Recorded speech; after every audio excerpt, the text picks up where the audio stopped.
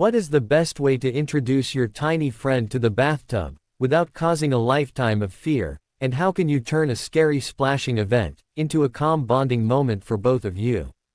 Which specific tools and temperatures are actually safe for a puppy's sensitive skin, and have you ever felt the frustration of a wet, shivering dog running through your house after a bath gone wrong?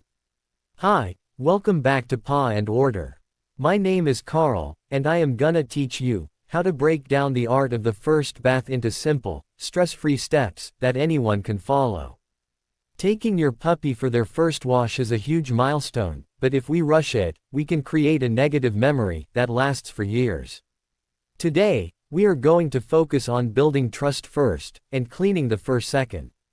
We will move slowly, use lots of praise, and make sure that the water feels like a warm hug, rather than a scary surprise. If you stay patient and follow my lead, you will find that your puppy might actually grow to love their spa days. The first major tip for a nervous puppy is the dry run method, which is all about getting them used to the bathtub environment before any water is even involved. Most puppies find the smooth, slippery surface of a tub or sink very intimidating because they cannot get a good grip with their paws. To fix this, place a non-slip rubber mat or a thick towel at the bottom of the tub. This simple step gives your puppy a sense of security and prevents them from sliding around, which is often the main reason they start to panic. Spend a few days just putting your puppy in the dry tub, with their favorite toys and some high-value treats. Let them sniff the faucet and explore the space, while you give them lots of gentle pets. By making the bathtub a place where good things happen, you are removing the mystery and the fear. You want them to hop in voluntarily, because they know a treat is coming, not because they are being forced into a cold, hard porcelain box. How should you handle the noise of the water, and what is the perfect temperature for a puppy's first experience? The sound of a rushing faucet can be deafening to a puppy's sensitive ears, so you should never start the water while they are already inside the tub.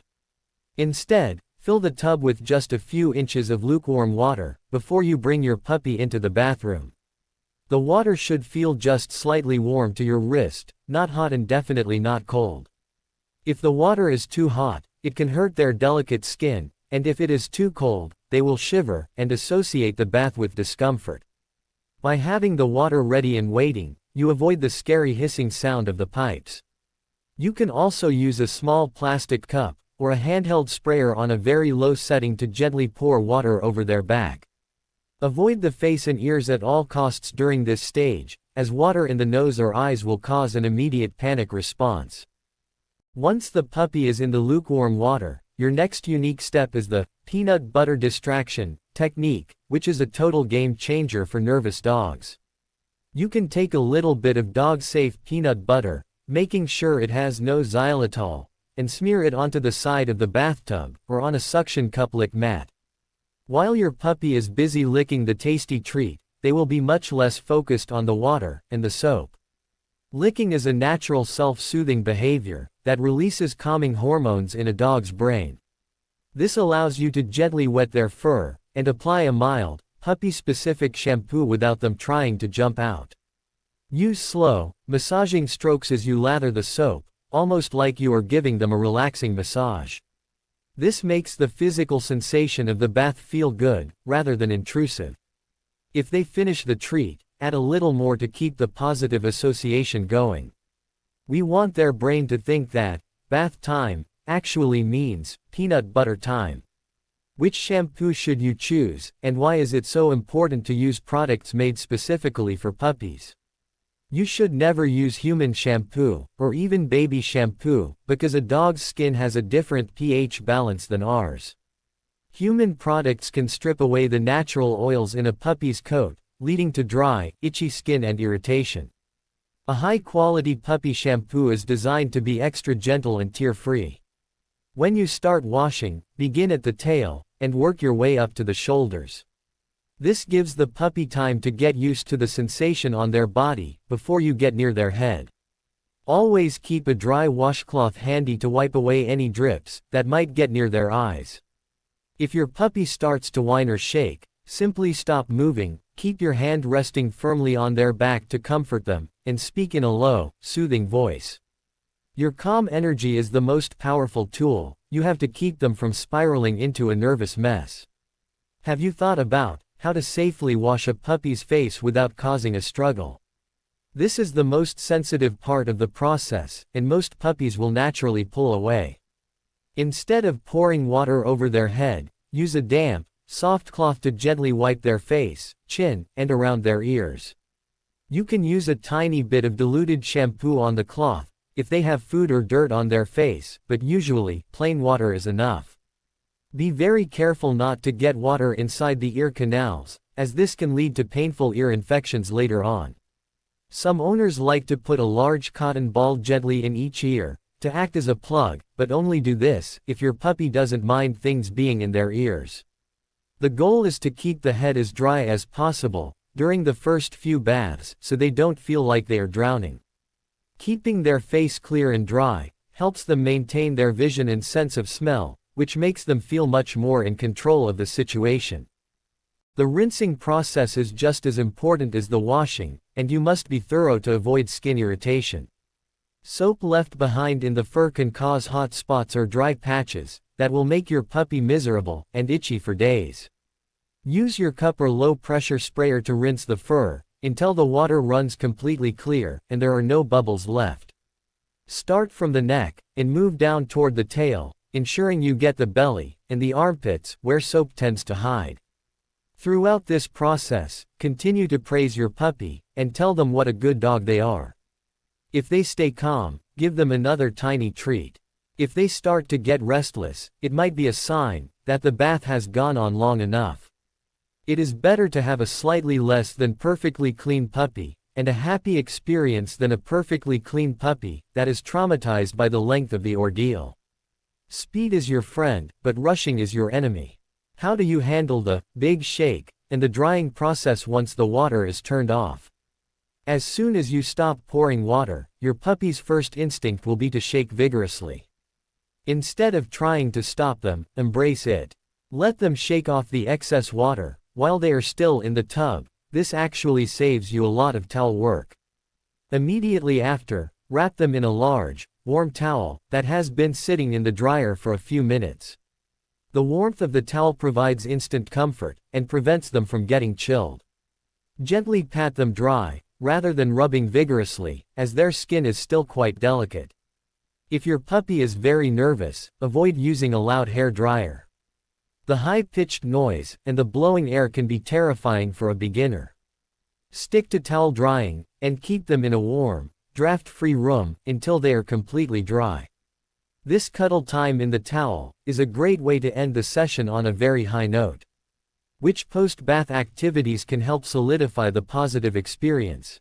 Once your puppy is mostly dry and out of the tub, have a party in the living room. Give them their favorite toy, let them do some zoomies on the carpet, and offer a very special treat they don't get at any other time. This high-energy reward tells them that they survived the scary bath and that life is now even better than before. You should also check their ears one more time with a dry cotton ball to make sure no moisture is trapped inside. If you see them licking their fur or acting happy, you know you've done a great job. Avoid taking them outside immediately after a bath, as they will likely want to roll in the dirt to get their dog scent back, which would ruin all your hard work. Keep them inside for at least an hour, until their coat is fully settled, and they have calmed down from the excitement of the party. Have you considered the frequency of baths for a puppy, and how often is too often? Puppies generally don't need many baths, unless they have rolled in something smelly or dirty. Washing them too frequently can dry out their skin and damage their coat's natural protective barrier. Aim for once a month, or only when absolutely necessary. In between baths, you can use puppy wipes or a damp cloth to keep their paws and bottom clean. By keeping the baths infrequent, each one remains a special event that you can prepare for carefully. This prevents the puppy from feeling like they are constantly being subjected to a stressful routine.